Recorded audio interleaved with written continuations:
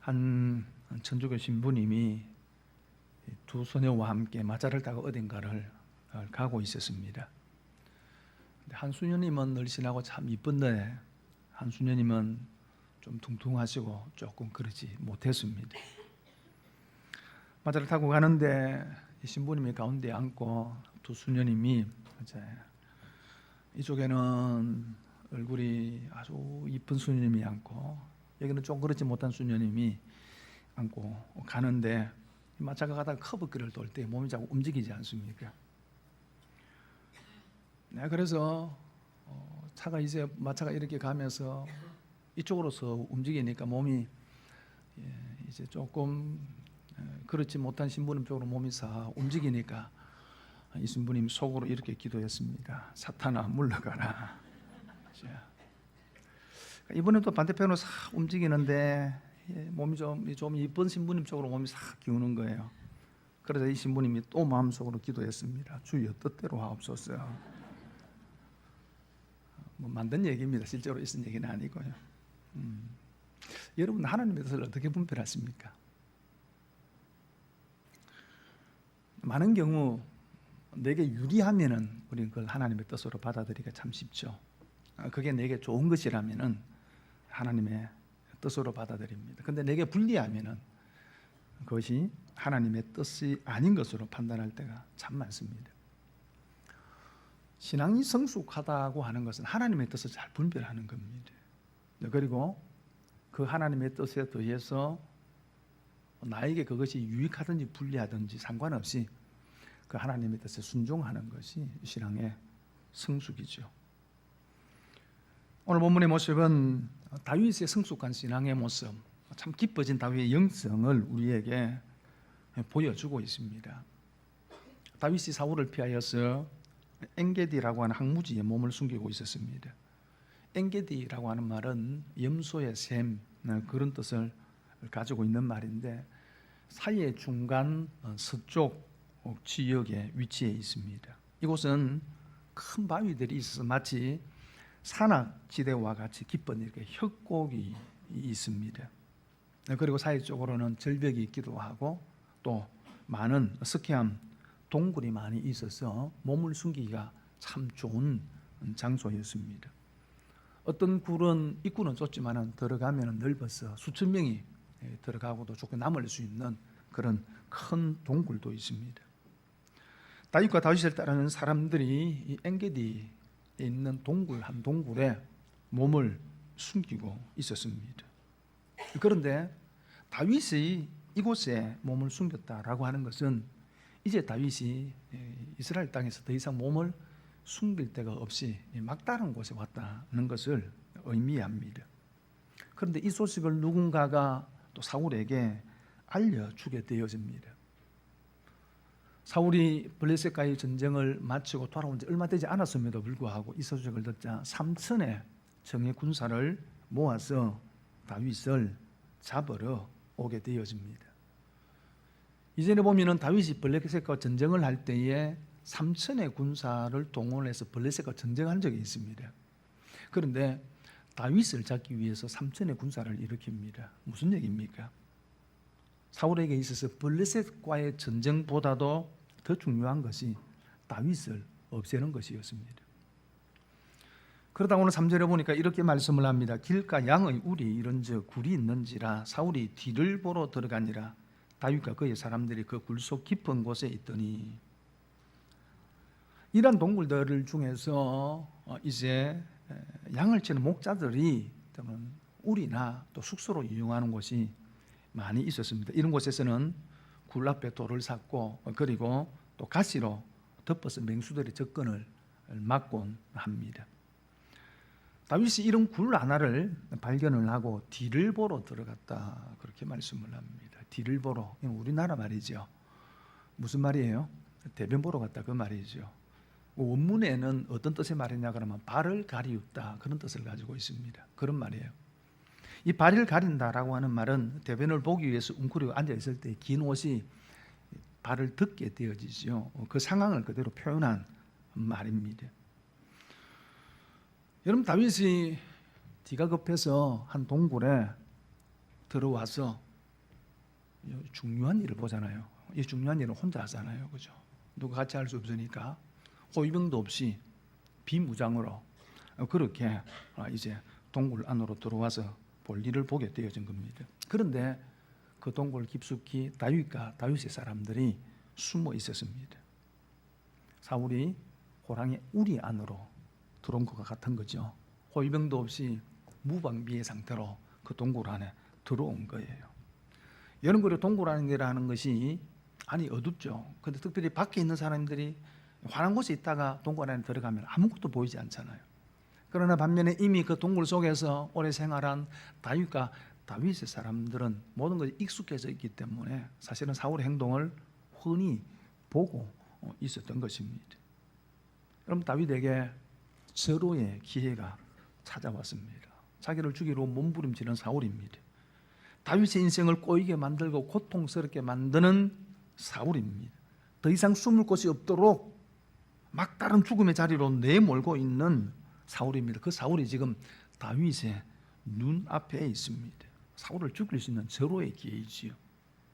다윗의 고통을 끝내버릴 수 있는 기회이고요. 하나님께서 다윗을 이스라엘 왕으로 기름 부으셨는데,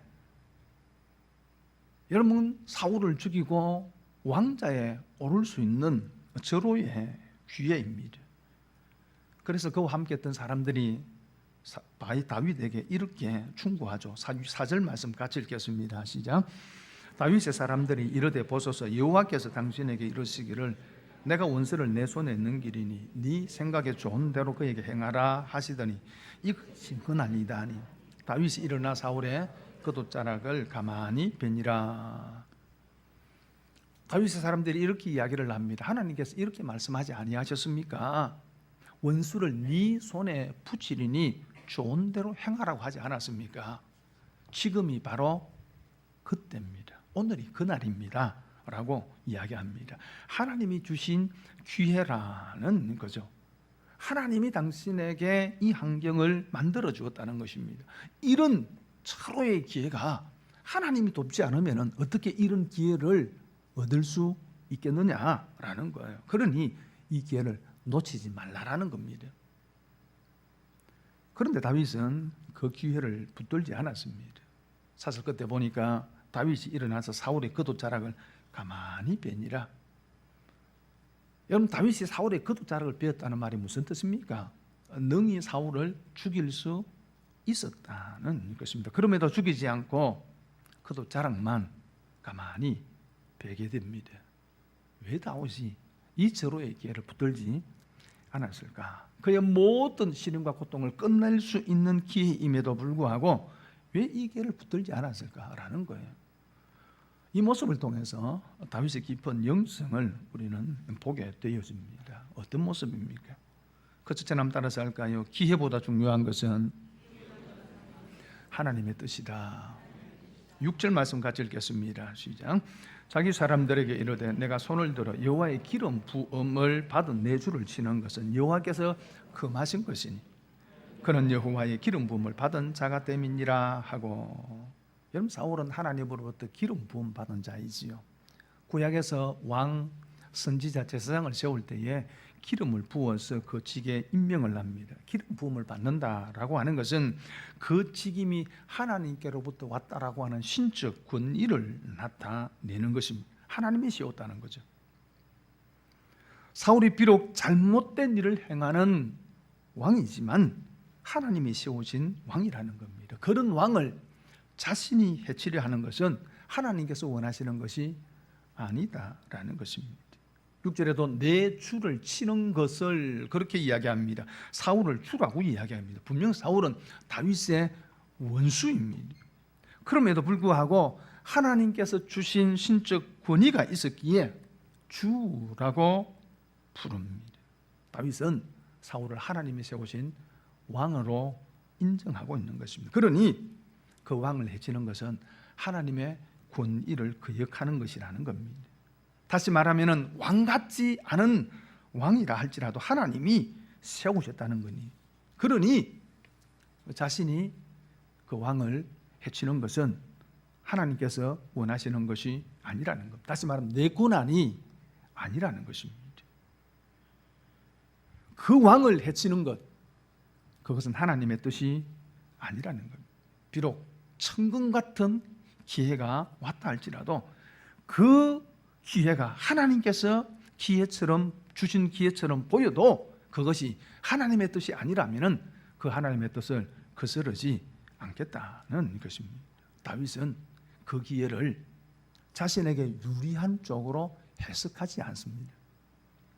이것이 다윗이 사울과 다른 점이죠. 23장 7절 말씀해 보니까 다윗이 그일라에 온 것을 어떤 사람이 사울에게 알림해 사울이 이르되 하나님이 그를 내 손에 넘기셨도다. 그가 문과 문 빗장이 있는 성읍에 들어갔으니 갇혔도다. 우리가 이미 살펴본 내용이지요. 그일라가 블레셋에서 공격을 받게 되어졌을 때에 하나님께서 다윗에게 네가 가서 그일라를 구출해내라 라고 이야기를 합니다. 다윗 사람들이 반대하죠.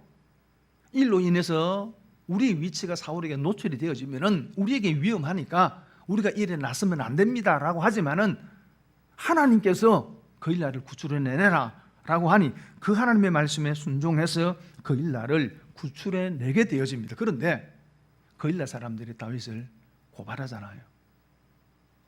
여러분, 다윗이 그 소식을 듣고 사울이 그 소식을 듣고 이제 그일라의 군사를 일으켜서 그일라를 포위를 하게 되어지면, 그리고 성문만 지키면은 다윗은 도관이든 쥐가 된다는 것입니다. 그래서 사울이 그 상황을 생각하면서 뭐라고 이야기를 하냐 그러면 하나님이 그를 내 손에 붙이셨도다 그렇게 이야기를 합니다. 다윗이 광야에 있을 때는 잡기 어려웠는데 성 안에 있으니까 다윗은 도관의 쥐다. 그러니 하나님께서 그를 내 손에 붙이지 않고는 어떻게 이런 일이 일어날 수 있겠느냐. 그 상황을 하나님께서 그에게 주신 기회라고 해석한 겁니다. 근데 정말 그렇습니까? 아니잖아요. 사울의 착각이죠. 여러분, 다윗은 지금 그에게 주어진 상황, 그 상황에 대해서 자신에게 얼마나 유리한가의 입장에서 해석하지 않습니다. 그것이 하나님의 뜻에 맞는가?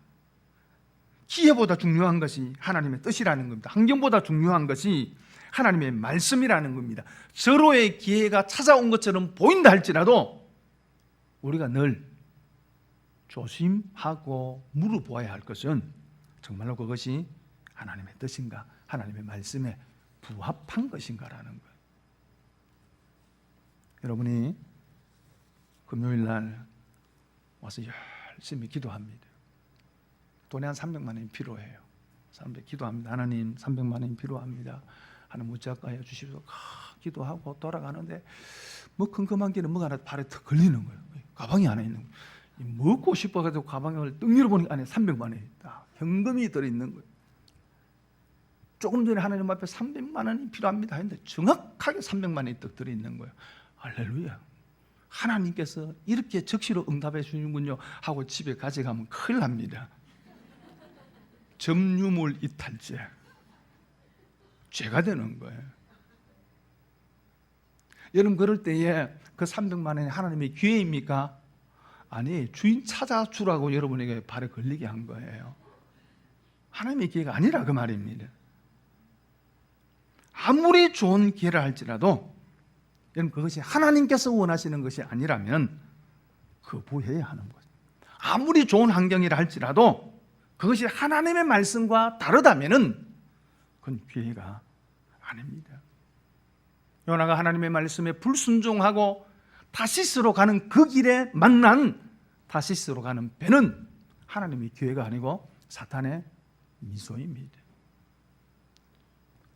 사울은 자신에게 주어진 상황을 자신에게 유리한 쪽으로 해석합니다. 아도니스적으로 그렇게 해석을 합니다만은 다윗은 자신에게 유리한가의 기준이 아니라 그것이 하나님의 뜻과 하나님의 말씀에 맞는가 부합하는가를 가지고 그 상황을 해석을 합니다. 사울은 하나님께서 무엇이란 말씀하시는지에 대해서는 관심이 없었습니다. 모든 것을 자기 중심적으로 생각합니다. 하지만 다윗은 하나님이 주신 기회처럼 보인다 하더라도 정말로 그것이 하나님의 뜻인가를 생각하고 그 하나님의 뜻에 순종합니다. 이것이 다윗과 사울의 차이고 하나님이 택하신 사람과 하나님께서 버리신 사람의 차이입니다. 여러분, 기회보다 중요한 것은 하나님의 뜻인 줄 믿습니다. 그리고 또 한 가지는요, 원수 갚는 것은 하나님의 소관입니다. 12절 이렇게 말씀을 합니다. 같이 읽겠습니다. 시작. 여호와께서는 나와 왕 사이를 판단하사 여호와께서 나를 위하여 왕에게 보복하시려니와 내 손으로는 왕을 해하지 않겠나이다. 그렇게 해서 사울이 동굴 밖으로 나왔습니다. 여러분, 협곡이라는 곳은요, 이런 게 많아요. 깊은 협곡이 있으면은요, 여기에서 여기를 볼 때는 가까워요. 그러나 여기에서 여기를 도착하려고 하면 협곡을 이렇게 통해서 이렇게 가야 되기 때문에 시간이 좀 많이 걸립니다.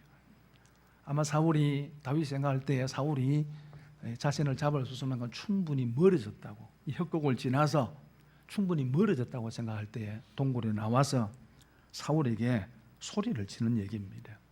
왕이요, 내가 왕을 충분히 죽일 수 있지만 죽이지 않았습니다 라고 이야기를 하면서 나와 왕 사이를 하나님이 판단하사자, 그래서 나를 위하여 왕에게 보복하지 않고 왕을 해하지 않습니다. 나는 하나님께 모든 것을 맡깁니다 라고 그렇게 이야기를 한 것입니다. 비록 더디긴다 할지라도 인내하면서 하나님께서 개입하시고 하나님께서 그 문제를 해결하시도록 기다리겠다는 겁니다. 로마서 12장에 보면은 하나님께서 바울을 통해서 이렇게 말씀하죠. 원수 갚는 것은 내게 있으니 내게 맡기라. 하나님께 있으니 하나님께 맡기라. 그렇게 말씀하고 있습니다. 여러분, 왜 원수를 갚는 것을 하나님께 맡기라고 이야기를 합니까?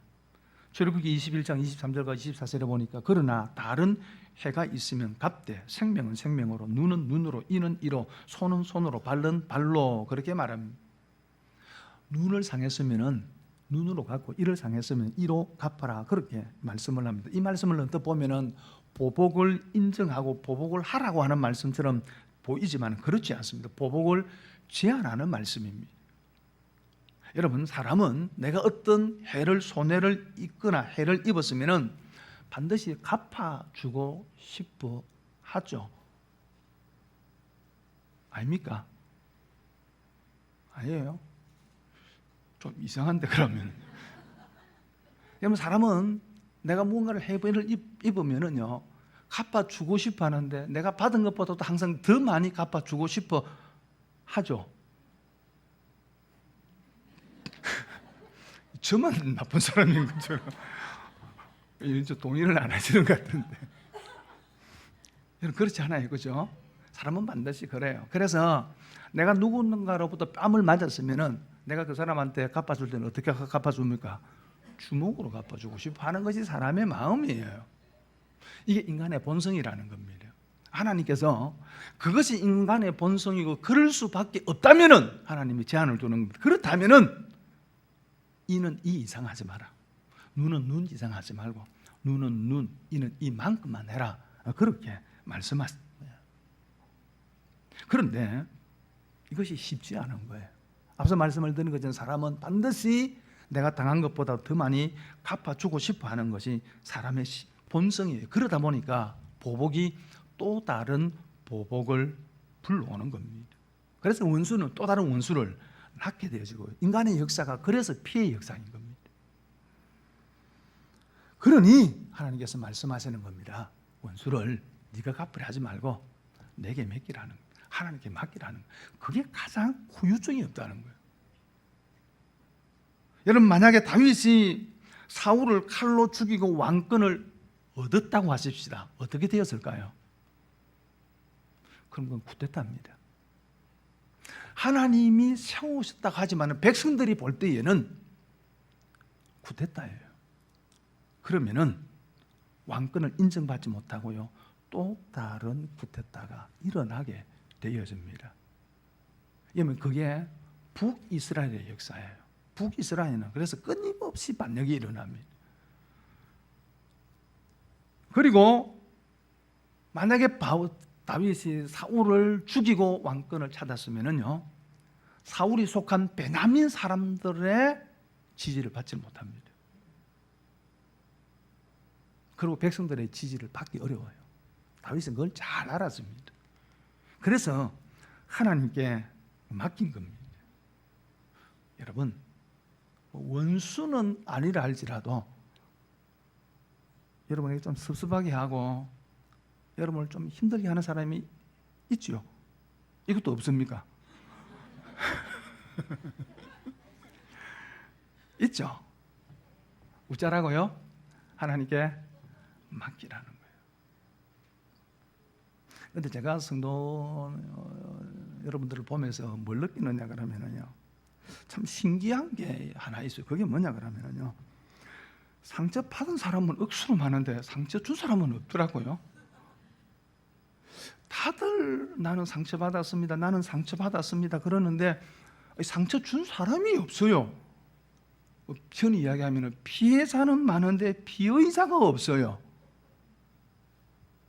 그래서 귀신이 그러나? 왜 그럴까요?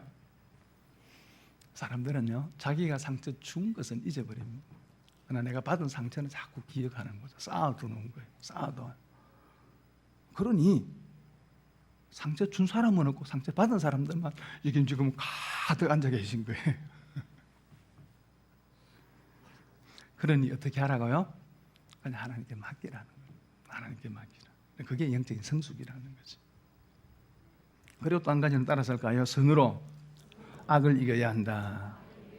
17절 말씀 함께 읽겠습니다. 시작.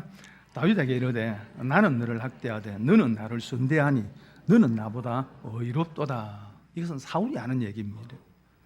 다윗이 자신을 살려줬다는 것을 알고 이야기합니다. 나는 너를 학대하는데 너는 나를 선대하구나. 나는 너를 해치려 했는데 너는 나를 살려주었구나. 나는 너에게 악하게 했는데 너는 나에게 악으로 갚지 않고 선으로 갚는구나 라고 사울이 다윗에게 한 얘기입니다. 그렇습니다. 다윗은 원수 사울을 하나님께 맡겼습니다. 그리고 뿐만 아니라 그 악에 대해서 악으로 갚지 않고 선으로 갚은 겁니다. 여러분, 악을 이기는 방법이 무엇입니까? 악은 절대로 악으로 악을 이길 수 없습니다. 악을 이기는 것은 선입니다. 어둠을 물리치는 것은 빛이듯 어둠이 어둠을 물리치는 것이 아니라 빛이 어둠을 물리치듯 선으로 악을 이길 수 있는 것입니다. 물론 세상은 악을 이기기 위해서 더 큰 악을 사용해야 된다라고 얘기를 합니다만은 그것은 하나님의 방법이 아닙니다. 그래서 로마서 12장 21절에 악에게 지지 말고 선으로 악을 이기라. 로마서 12장 21절에 내 원수가 주려거든 먹이고 목바르거든 마시우라. 그리함으로 네가 숯불을 그 머리에 쌓아 놓으리라. 그렇게 말씀을 합니다. 악인에 대해서 내가 선으로 갚을 때에 그것은 숯불을 머리 위에 올려놓는 것과 같아. 그렇게 말씀을 합니다. 머리로부터 뜨거운 감동이 결국은 전신을 사로잡게 되어진다는 것입니다. 사람을 바꾸고 사람을 변화시키는 것이 미움이 아니라는 겁니다. 정오가 아니라는 것입니다. 은혜와 사랑이 사람을 변화시킨다는 거예요. 그러면서 우리가 하나님께 맡기고 악을 악으로 갚지 않고 선으로 갚아야 될 이유가 있습니다. 첫째는 그게 내가 사는 길이기 때문입니다. 예수님께서 분노에 대해서 가르치면서 형제에게 노하는 자마다 심판을 받게 되고 지옥불에 들어가게 된다, 그렇게 말씀을 합니다. 여기 지옥불이라는 것은 하나님의 마지막 심판 이후에 주어질 형벌입니다. 그러면서도 이 지옥불은 현재의 것이에요. 여러분, 미움과 분노가 가득 차면은 그 마음이 지옥이 되는 거예요. 미움과 원한을 품고 사는 인생이 결코 행복할 수 없는 겁니다. 그리고 엄밀히 말하면 이 사람은 자신의 인생을 사는 것이 아니라 원수같이 여기는 그 사람에게 매여 있는 인생을 살게 되어집니다. 그게 사울의 인생이지 않습니까? 여러분, 사울이 다윗에게 시기와 미움에 사로잡히게 되어지자 자신의 인생을 사는 것이 아니었습니다. 그는 이스라엘 초대 왕으로 얼마든지 하나님께서 그를 통해서 아름다운 일을 계획해 놓으신 겁니다. 그럼에도 불구하고 사울은 다윗에게 매이고 다윗을 죽이려는데 모든 인생을 쏟아붓고 결국은 그의 인생의 끝이 비참하게 끝을 맺게 되어집니다. 그러므로 여러분, 악은 선으로 이겨야 합니다. 그리고 또 한 가지는요, 따라서 할까요? 내가 복받는 길이다. 그러면서 사도 바울이 로마서에서 뭐라고 이야기를 하냐 그러면은 원수에게 저주하지 마라. 여러분, 내가 어떤 사람에 대해서 미워하고 증오하는 마음을 품게 되면 그 사람을 저주하게 되어지죠. 속으로 이렇게 중얼거립니다. 귀신은 10,000원째 인간 안 잡아가고 우리나라 교통사고가 세계 1위라 하던데 이런 마음을 갖게 되는 거예요. 그러지 말라는 겁니다. 도리어 축복하라. 그 사람을 위해서 기도해줘라는 겁니다. 왜요? 예수님께서 이렇게 말씀을 하셨죠. 우리가 어떤 사람을 위해서 기도할 때에, 축복하고 그 사람을 위해서 기도할 때에 그 사람이 그 복을 받기에 합당하지 않으면 그 복이 누구에게 돌아온다고요? 내게 돌아온다라는 거죠. 여러분, 기도하실 때 기도하는 대상을 잘 정해야 돼요. 넓적넓적 받아먹는 사람을 위해서 기도해주면 안 돼요. 그죠? 딱 보시고요. 잘 안 받아들일 것 같은 그런 사람을 위해서 기도하시면 뭡니까? 그게 내게 다시 다 돌아온다라는 거예요. 그리고 그게 주님을 닮는 길입니다. 예수님께서 십자가 위에서 첫 번째 하신 말씀이 뭐예요? 어떻게 기도하셨습니까? 아버지, 저들을 사하여 주옵소서. 자기들이 하는 것을 알지 못합니다. 예수님을 십자가에 못 박고 조롱하고 멸시하고 비웃는 자들을 향해서 예수님께서 오히려 그들을 위해서 기도하십니다. 여러분, 그러므로 내가 악으로 갚지 않고 악에 대해서 선으로 갚는 그것, 주님을 닮는 길이라 그 말입니다. 그리고 더 나아가서 그것이 하나님을 닮는 길입니다. 여러분, 우리가 하나님과 원수였습니다. 우리의 죄로 말미암아 하나님과 분리되고 하나님과 원수되었던 자들입니다. 하나님의 진노와 형벌을 피할 수 없는 자들이었습니다. 그런데 하나님께서 도리어 우리를 사랑하시고 아들 예수 그리스도를 이 땅에 보내어서 우리를 위해 십자가에 죽으심을 통해서 우리를 구원하시지 않습니까? 그래서 로마서는 뭐라고 이야기합니까? 우리가 아직 원수 되었을 때에 하나님께서 우리를 사랑해 주셨다는 거죠. 그러니 원수를 사랑하고 도리어 축복하는 그것이 하나님 아버지를 닮는 길이라는 겁니다. 예수님을 닮는 길이라는 거예요. 여러분, 오늘 설교 제목이 깊어지는 영성입니다. 영성이 무엇입니까? 얼마나 많이 기도하고 얼마나 열심히 기도하느냐 아닙니까? 물론 그런 면도 있겠지만은 영적인 성숙이라고 하는 것은, 영성이라고 하는 것은 삶의 자리에서 얼마나 하나님이 기뻐하시는 삶을 살아가느냐라는 겁니다. 내게 주어지는 기회보다도 하나님의 뜻이 어디 있는지를 우선하고